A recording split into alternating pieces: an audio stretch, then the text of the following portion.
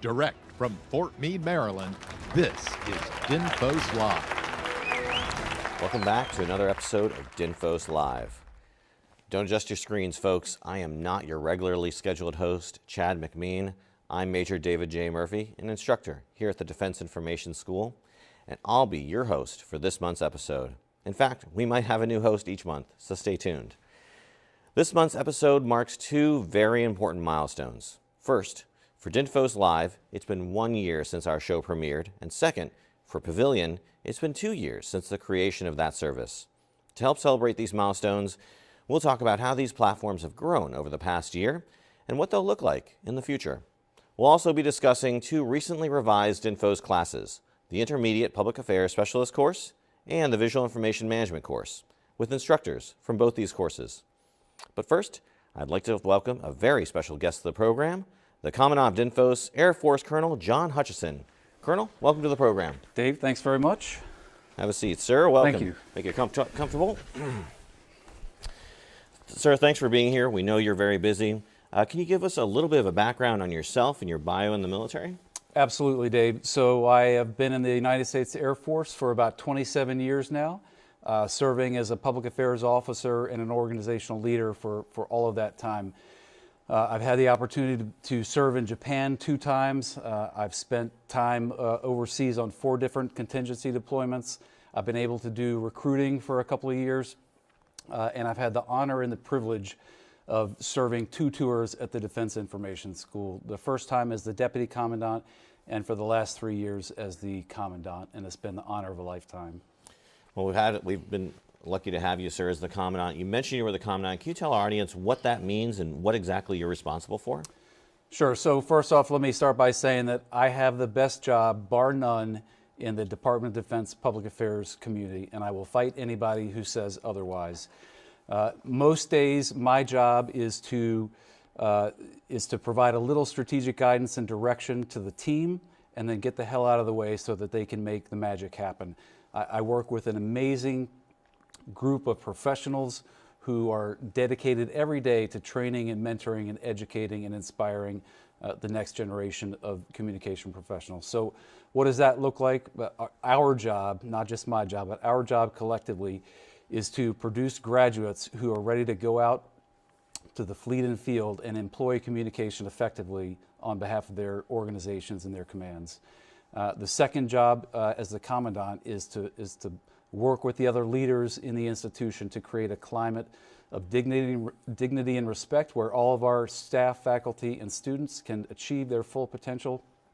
And then the third big responsibility for the leadership team, including myself, is to make sure that we're posturing the school for the future most effectively. But between the mission and the incredible folks that I get to work with every day, it's been the best job of my career, really the highlight of my entire career. That's great, sir. You know, I haven't even been here a full year, and I've seen so much happen at the schoolhouse. Can you talk to us a little bit about what's new at DinFos? There is a lot of stuff going on at DinFos at any given day. So let's rewind a little bit. We've been undergoing transformation over the past couple of years, a significant transformation in terms of our curriculum. We launched the Mass Communication Foundations course back in October of 2019, and we launched the Public Affairs and Communication Strategy qualification course back in 2020. So those are our bread and butter courses, and we're still focused on refining those, tweaking those to make those courses everything that the services need them to be. And part of that is getting feedback from the fleet and field on how our graduates are doing when they leave the school. The second part of that transformation has been a major overhaul and updating of our intermediate training curriculum, and you're going to hear more about that, as you alluded to, on the Intermediate PA Specialist course and the Visual Information Management course. And I'm looking forward to hearing Master Sergeant Rich Williams and Andy Smith talk about those courses. So we're coming to the end of that effort right now in terms of updating those intermediate courses. I'm super excited to get our mobile training teams back out on the road now that the coronavirus travel restrictions, many of those have been lifted. We've got a lot of pent-up demand out from the fleet and field for our MTTs, and so we're looking forward to being back out on the road, but we've been doing virtual mobile training teams all throughout the pandemic. And some other neat things going on at DinFos right now. We're gearing up for our third Department of Defense Social Media Forum that's going to be in mid-September. This will be the third virtual event that we've done over the past 3 years. So stay tuned for more information on that in mid-September. We are in the midst of accepting nominations for the class of 2022 for the Defense Information School Alumni Hall of Fame, which we're super excited about. The nomination window is open until May 31st. And then our induction ceremony is planned for August 10th later this year. So we're excited about inducting a new class. And finally, a very cool project that we just wrapped up and we'll be doing a dedication ceremony later in April is our DINFOS History Hallway. This was a project that was conceived of by a team of amazing NCOs at DINFOS to create a hallway that traces the history of public affairs and visual information training in the Department of Defense. And it traces it all the way back to the pre-World War I era, all of the different schools that eventually merged to one day become what you see as today's Defense Information School. So just an incredible amount of stuff going on. Additionally, making sure that we're bringing in the latest and greatest technology into the classroom to make our training the most effective. So it's a lot going on top of just doing standard training business every day. Yeah, I love the history hallway. I've learned something new all the time when I'm walking down there and reading the hall. A lot of stuff I didn't even know. So you mentioned the Hall of Fame program. Can you tell our audience a little bit about what that program is all about? Sure. So the Hall of Fame is an effort on DINFOS's part to recognize our distinguished graduates who have gone on to do incredible things, either in the military, in other agencies in the government, in the private sector, in the entertainment industry, in humanitarian work or community service. We have so many amazing graduates who have walked the halls of DINFOS throughout the years, as well as some of the schools that eventually merged into DINFOS. And so we want to recognize those lifelong accomplishments and bring recognition not only to them, but to the school as well. So we're excited to induct a new class later this year in August, and hope folks will go to the DINFOS website to take a look at the nomination procedures and submit some worthy nominees. Great, hopefully they do that. And as is clearly obvious by the set dressing here, as I mentioned in the opening, DINFOS Live is celebrating its first year as a program. Sir, what do you think of the program and how it's progressed over time, and where would you like to see it go in the future? Sure. Well, first let me say thank you for having me on for the 1-year anniversary program. I feel honored to be here. So DINFOS Live is part of a group of initiatives that we've been focused on over the past couple of years to include the Pavilion online learning resource, to include the social media forum, and to include our mobile training team program. Part of a group of initiatives that I affectionately like to call bringing DINFOS to the fleet and field. So we recognize that we've got to be more flexible in terms of the training and professional development opportunities that we can provide to the fleet and field, because not everybody is able to come back to DINFOS after their initial qualification training. Not everybody's able to come back, right, for follow-on or intermediate training. So we are making a very deliberate and concerted effort to provide other kinds of options to the fleet and field. DINFOS Live is one of those. As you know, it's a monthly webinar program that we've been doing for a year now. Our mobile training teams are a way that we can get out to the fleet and field for shorter duration training. Our social media forum that we've done virtually the past 3 years enables us to provide a great number of people some amazing social media learning and development opportunities. And so this is really a concerted focus for us to expand the way that we can provide training and professional development for the fleet and field. Yes, sir. And this is also, as you mentioned, Pavilion. This is the second year that Pavilion has been in operation. Can you tell us a little bit about that platform and how you've seen it evolve over this time?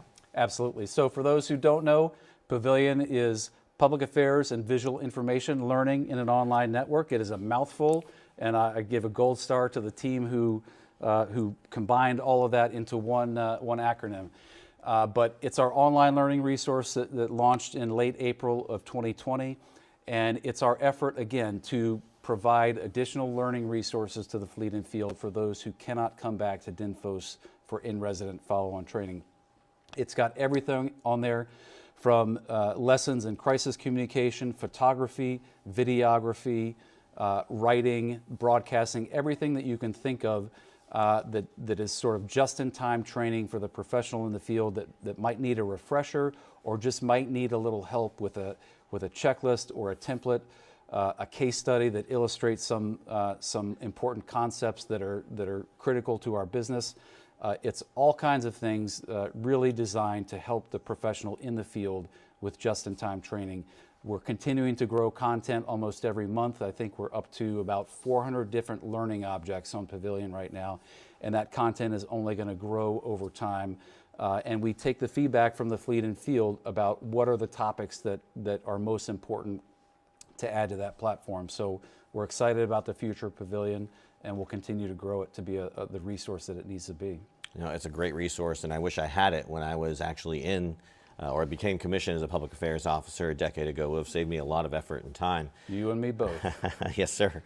Well, we know we're losing you soon. You know, you're going to be retiring this summer, so we'll be sad to see you go. But you know, before we let you go, is there anything you'd like to say about the future of the public affairs career or things you'd like to see from the future of DINFOS? Sure. So we are neck deep right now at DINFOS in our strategic planning process, really looking at the next 3 to 5 years of where the school needs to go in terms of curriculum, in terms of technology, in terms of processes, in terms of partnerships that we need to have external to DINFOS in order to make the training the most valuable that it can be for our students. So I'm excited about where we're going right now with that planning process. Additionally, I think as a school and as a DoD Public Affairs and Visual Information community, we need to be focused on where we fit into the larger information as a joint function, what our role is alongside the other information capabilities, and even more importantly, how we as a public affairs and visual information community preserve our superpowers. Our, you know, truth and credibility is what I would call our superpowers that make us distinct from the other information capabilities.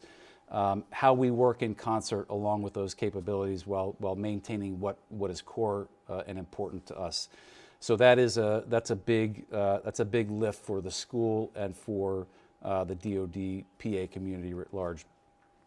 Finally, I want to see the Defense Information School become not just a fantastic training school for public affairs and visual information professionals.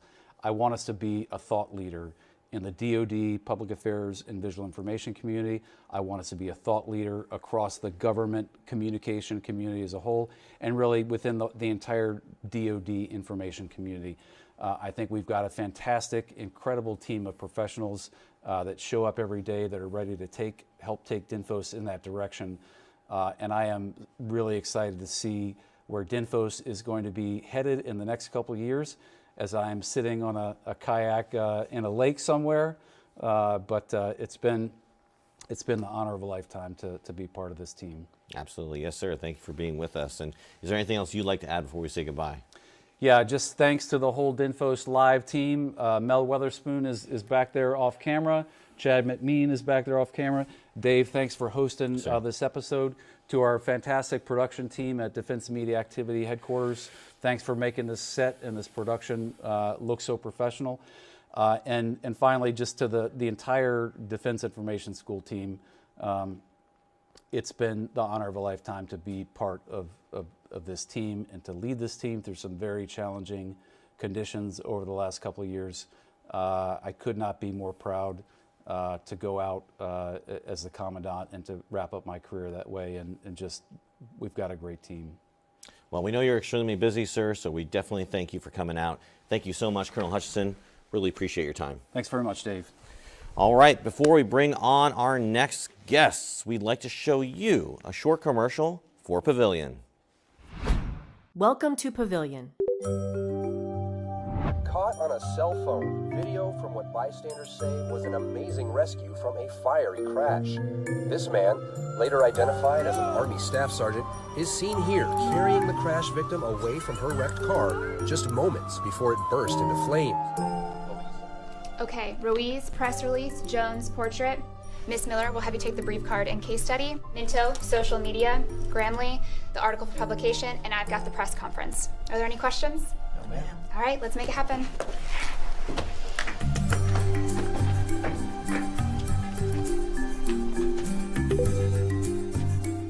Pavilion supplies teams with public affairs and visual information resources on demand 24/7. Whether you're brand new to the field or a seasoned professional, access tools to help jumpstart every mission. Okay, guys, ready?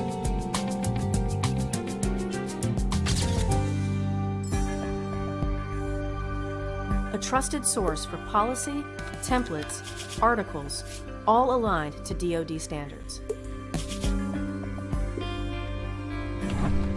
Here's the fact sheet for the press release. Thanks, I'll take care of it. Reference videos, checklists, case studies, and more to help full-time and collateral duty professionals no matter where you are. Welcome to Press Release 101. In this video, we'll be going over the basics of a press release, as well as walking you through how to write it. Hey, thanks for the brief card. Yep, I'll get the press conference together tonight. Okay, great. Thanks. Chat soon. Welcome to Pavilion Audio. This episode is on press conferences. We'll be covering the basics of a press conference. Recently in the news, bystanders witnessed a heroic rescue by an Army staff sergeant pulling a woman from a burning car. We are pleased to Bridge knowledge gaps to stay current and engaged with industry standards. Staff Sergeant Jeffrey Dillon is stationed here at Joint Base Carpenter. Major General Henderson, Commander, Joint Base Carpenter, will present. Share knowledge gained and inspire others.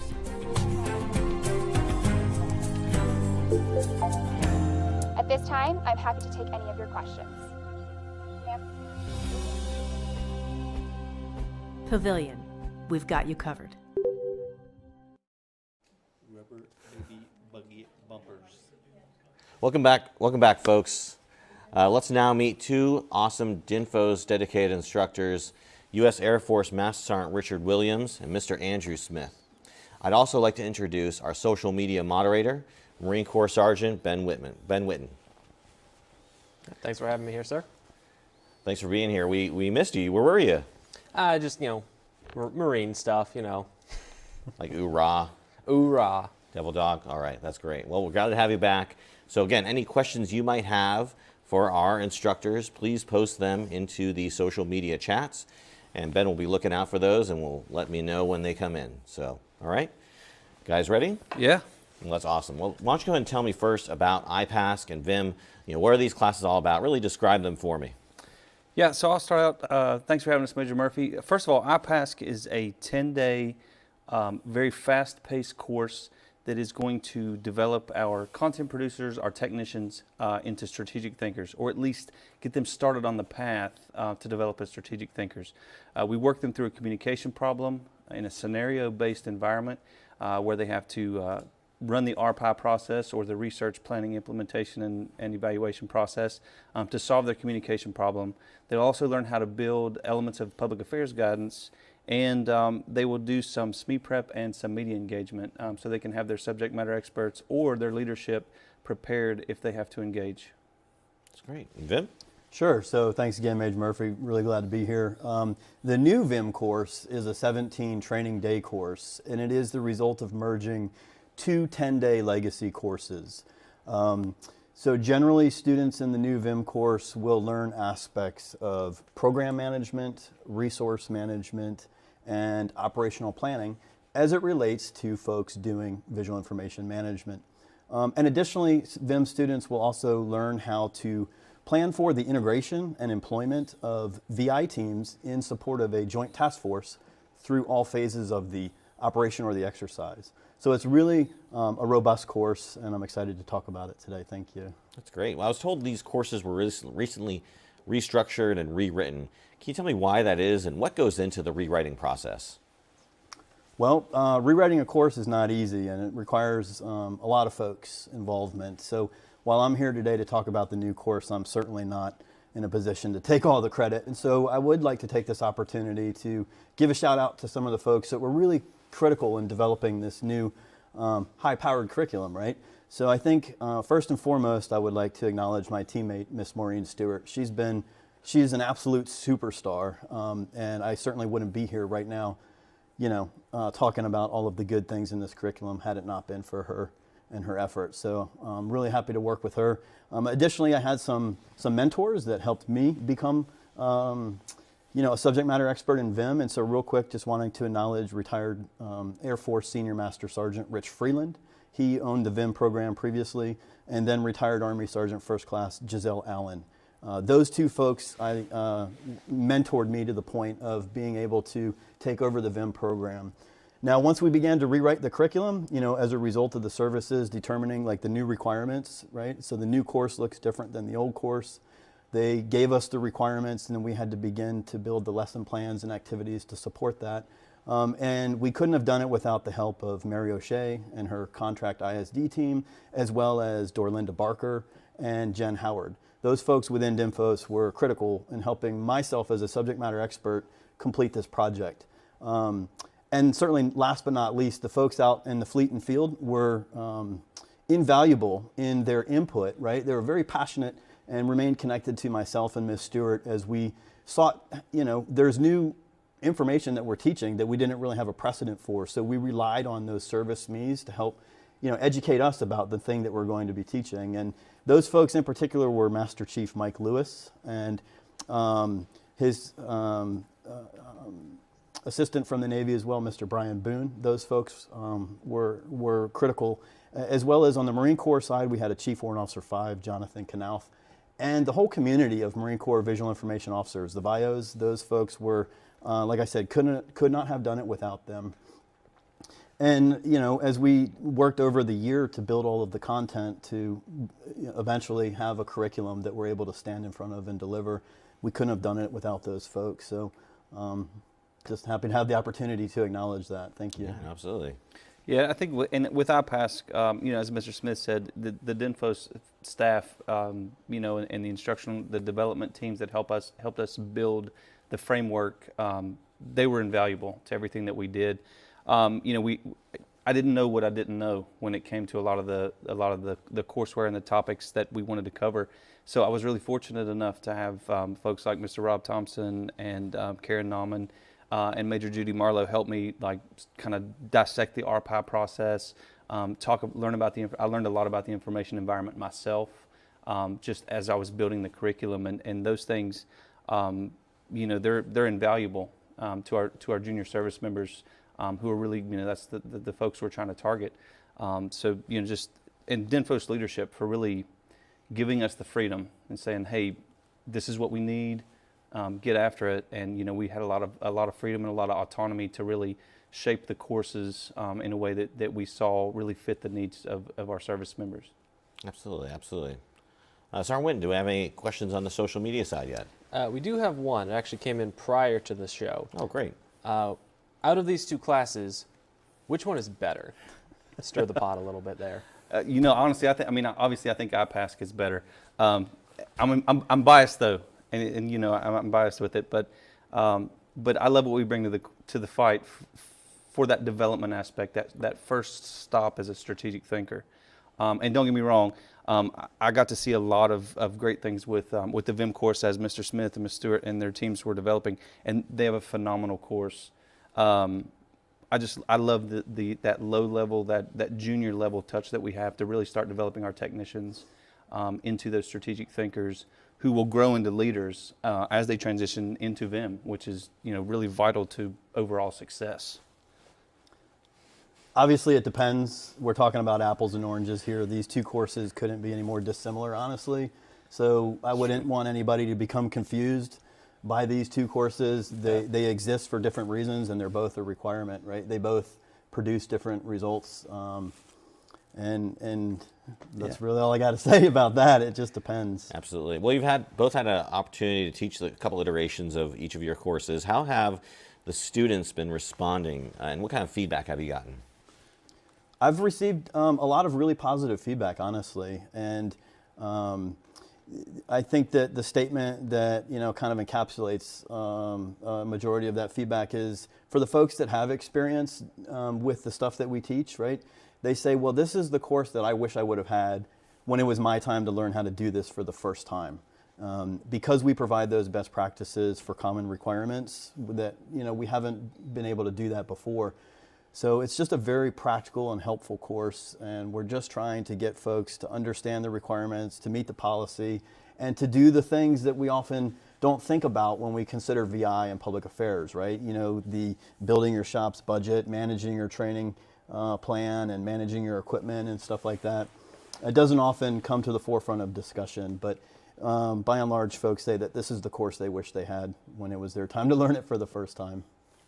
Yeah, and I mean, to kind of echo, what Mr. Smith said, I tell my students, these are things that we wish we would have known 10 years ago, 15 years ago, when we were first starting out in the career field, or as we were growing, as content producers, as leaders within public affairs, in the community. It's really just, we get a lot of the why, right? I didn't know what the why was. I didn't know why I was covering this event. I didn't know why folks were telling me to look at it through this lens, from this perspective.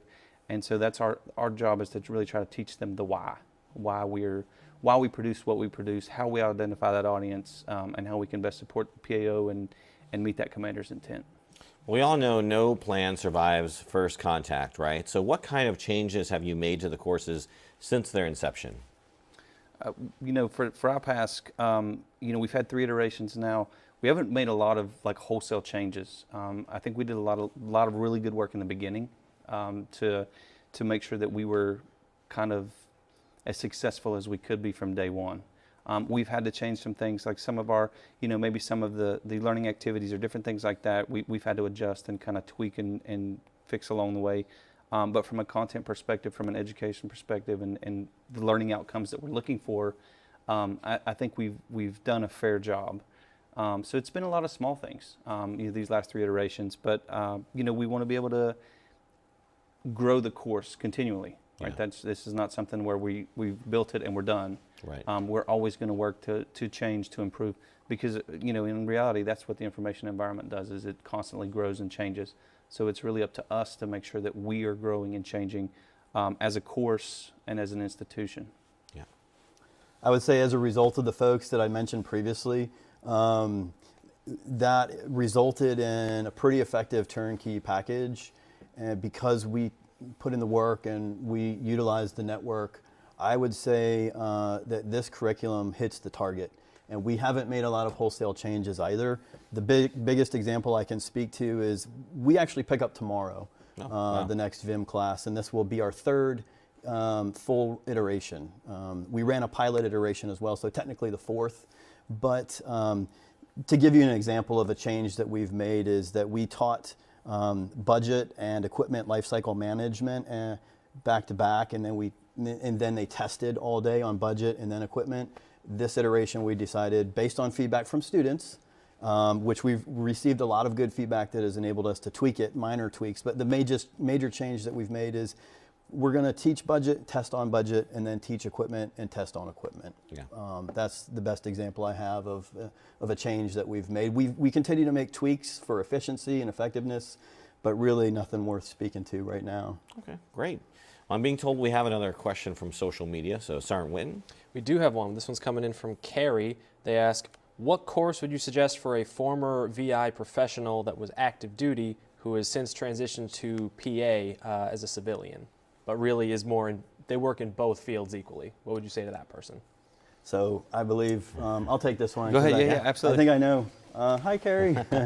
I know you, and based on what I think I know about you, I would recommend some training in the public affairs realm, given that we come from a VI background. Like I said, if you grew up in the VI world, then you may be more familiar with some of the things in the VIM course. I went through the PAX-Q course, the Public Affairs Qualification and Strategy course, and as a VI guy, and that was very helpful. So I would recommend, perhaps if you haven't received that public affairs training, that would be a great complement already to your pretty impressive career. Okay. Yeah, I mean, I would definitely agree. I think you have to look at, for some folks that have been in the career field for a while, or in this profession for a while, if your stronger suit, your stronger skill set is on the VI side of the house, then absolutely, come through IPASC. If you have a great, strong working knowledge of public affairs, of communication already, and the strategic mindset, then you 100% need to go through VIM. But I believe that everybody should go through both. If they're great building blocks. Yeah. They're great building block courses that really kind of work toward each other. If there's a service member or civilian who's interested in attending either of these courses, where do they go to find out if they're even eligible? The DinFos website is the first place you should go, because there you can access the DinFos course catalog to determine eligibility requirements, not just for our 2 courses, but for all the courses in DinFos. And VIM is a unique course because we do have a pretty diverse demographic of students, where we consist about a third of mid-grade to senior NCOs, about a third of civilians, somewhere within generally the GS 9 to 11 range, and then the officers anywhere from 01 to 04. So really nice diverse perspective within that VIM demographic. And you can go to the DinFos website to figure out whether or not you're eligible to attend these courses. Okay, great. Yeah, and for IPASC, we typically, our typical audience is that E4 and E5 to E6 range. We've had some E7s. We've had some Chief Warrant Officers come through the course. Wow. We've had some civilians come through as well. The GS 9 to 11 range. So we get a very interesting perspective. Definitely not as diverse as VIM, just because of the content of the course, Sure. But just to see them, to kind of see the way that they act and react, and when you have, maybe a seasoned E6 who's been in the military for a bit, interacting, working with an E4, and they're sharing experiences, I think it's a really interesting dynamic as well. Absolutely. And all the links that we mentioned today will be in the show notes, so don't worry if you go past them. But I do hear we have some more questions from social media, so Sarwin? Yeah, I got one more. So I'd heard mention that one of the courses is picking up tomorrow. How many times a year do these run? Oh, great question. This year, the VIM course is offering 7 iterations, I believe, and the intent to move to 8 iterations a year. So we basically have an iteration almost every month. There is a summer break, I believe, in July this year, and that's pretty typical for DinFos on the academic schedule. So we're looking at about 7 to 8 iterations of the 17 training day course a year right now. Yeah, and IPASC, it is a 10-day course. Currently, for this fiscal year, we had 9 iterations on the books. 6 of those are in-house iterations, and 3 are actually part of our mobile training team program, our MTTs. IPASC is, with it being a 10-day course, it is exportable. It's probably the most easily exportable course right now at DinFos, and so we have that luxury of being able to travel. So if anybody's looking for some training 2 weeks anywhere in the world, get with Ms. Weatherspoon and the mobile training team, and we can probably figure something out.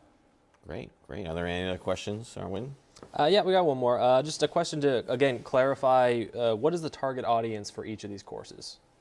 Yeah, for IPASC, it's really that E4 to E6, and then the GS 7 to 11. Okay. Probably. I would say that's probably the best range. Well, like I said, the eligibility information can be found on the VIM website, or the DinFos website for the VIM course, and we do have a broad demographic. But to try to, add on to that a little bit more, if you're an NCO and you're getting ready to transition from creating technical content to managing programs and resources within your shop, then certainly I would encourage you to come to VIM, because we're going to provide you the best practices for, like I said, the common requirements that, in my experience, I'm a retired Army NCO with 22 years in the VI and ComCam community, and I wish I would have had, classes on the on the stuff that we teach before I had to go learn how to do it, sometimes incorrectly. So it would have just been a lot easier to, if I at that point as an NCO.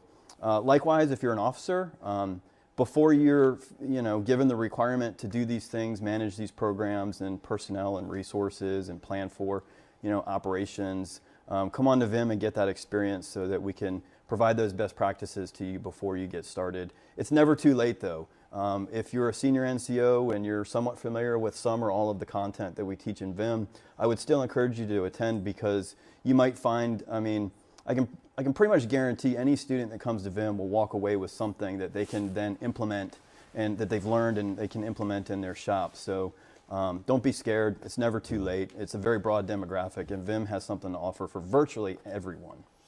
For those students who might be watching this program and are slated to attend the class, who knows, perhaps even tomorrow or any time coming down the line, what would you tell them to prepare for these courses? What can they do best to prepare themselves? For IPASC in particular, I would say come with an open mind. Come with an open mind, a willingness to learn, and an understanding that you're going to be busy. Yeah. Because we are very fast. With it being a 10-day course, it is a very fast-paced course.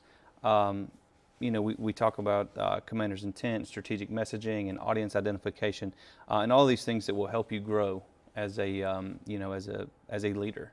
Yeah. So just come with an open mind and be ready to learn. So VIM is not particularly a fast-paced course. I would say the pacing is just right. But still, if you're interested in coming to VIM and you're wondering how you can best prepare yourself for that experience, I would encourage you to start with the policy. Become familiar with the policy on visual information within the DoD. The best place to find that is on a website called dymoc.mil, and you'll be able to find that information in the show notes.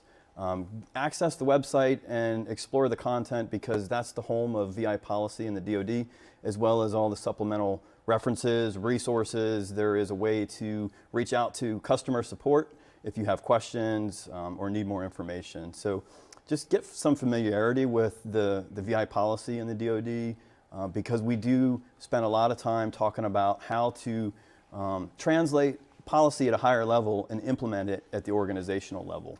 Because the policy says this, what does that mean I have to do at the organization? So we spend time kind of clarifying that and providing examples of that. So the more prepared you are, the more knowledgeable you are about the policy aspect of it, the better situated you'll be on day one. As well, be prepared to work in small groups. All assignments are completed in small groups. You're not going to complete any assignments as an individual. I realize there's pros and cons to that, but I'm ready to justify why the pros outweigh the cons in that aspect.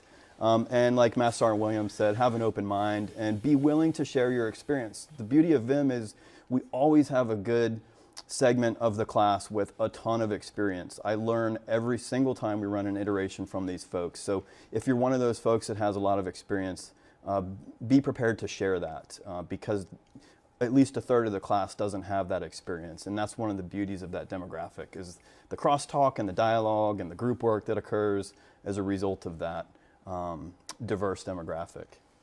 As with this or any course at the Department of Defense Information School, both the student and the leaders probably think, what's in it for me, right? So can you tell us how these classes will make the students better communicators overall? Yeah, for IPASC, it's a collaborative course. Yes, there is instruction, but we want to learn from experience. As in the VIM course, right? We want to learn from everyone's experience. Everyone's experience is different. Their experience level, their situational awareness is a bit different. You build a team, you build a family, right? You're in class with, potentially 23 other students. So you're growing your family, because maybe those are 23 students you didn't know before. So that gives you a resource as you move forward out of DinFos. We try to help start establishing that why. Why do we do what we do? Why do we communicate? Why is the production the way it is? All of those things to make sure that we are effective communicators. So I think for VIM, we're able to help produce more capable communications professionals, because we demystify the process for common requirements that don't always get talked about. We're focused on technical production and we're focused on strategic communication. That's great. You can do that until you can't, because you don't have the equipment, you don't have the personnel, you don't have the budget, you don't have the time allocated to conduct the training, to become proficient in the requirements. So because we demystify these common requirements, folks are more able to execute them and more efficiently, spend less time struggling with them and more time producing that content that supports their organization's mission and their commander's intent. Okay, great. Well, I've been told that we have any more questions from social media, but if you do have questions after this airs, by all means put them in the chat, and we'll be monitoring those over the next few hours and days. So definitely, if you have questions, let us know. But folks, gentlemen, do you have anything else to add before we sign off? I couldn't be more excited to be here. Thanks for including me on today's episode. I got to be honest with you, I'm really anxious to have one of these cookies. I know, right? Yeah, they look good. Yeah, I'd like to just give a shout out to my team. You know, Tech Sergeant Pagan, Senior Chief Kenjemi, and Staff Sergeant Matthias. You know, they've really worked over these last 3 iterations to realize our success with this new curriculum, with the new course. And absolutely right, it was a great opportunity. Thanks for having us here, having the ability for me to come talk about the class. You know, we've invested a lot of time, effort, and energy because we wanted to make sure that the students had the best experience and we could share the best knowledge that we could with them. So it's been awesome.